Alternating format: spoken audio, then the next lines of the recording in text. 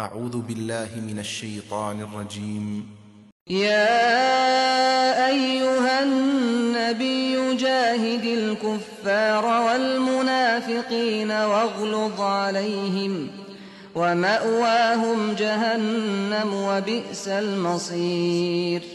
يحلفون بالله ما قالوا ولقد قالوا كلمة الكفر وكفروا بعد إسلامهم وهموا بما لم ينالوا وما نقموا إلا أن أغناهم الله ورسوله من فضله فإن يتوبوا يك خيرا لهم وإن يتولوا يعذبهم الله عذابا أليما في الدنيا والآخرة وما لهم في الأرض من ولي ولا نصير. اے پیغمبر، ان سب منکروں اور منافقوں سے جہاد کرو اور ان کے لیے سخت بن جاؤ. ان کا ٹھکانہ جہنم ہے اور وہ نہایت برا ٹھکانہ ہے.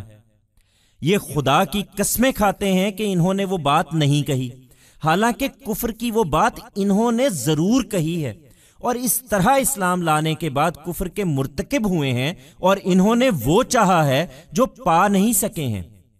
ان کا یہ عناد اسی بات کا صلہ ہے کہ اللہ اور اس کے رسول نے اپنے فضل سے ان کو غنی کر دیا ہے.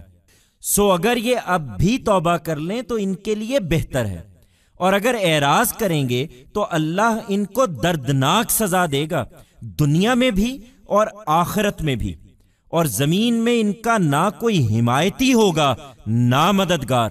O Prophet, wage jihad against all these disbelievers and hypocrites and be stern with them. Hell is their abode and it is a very evil abode.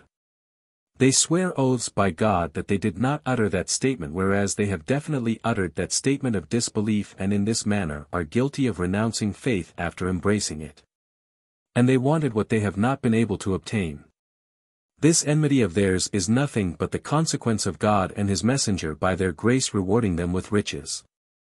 So, even if they now repent, it is better for them, and if they show indifference, God will punish them in a painful way in this world also and in the next as well. And they will not have any supporter or helper in the land.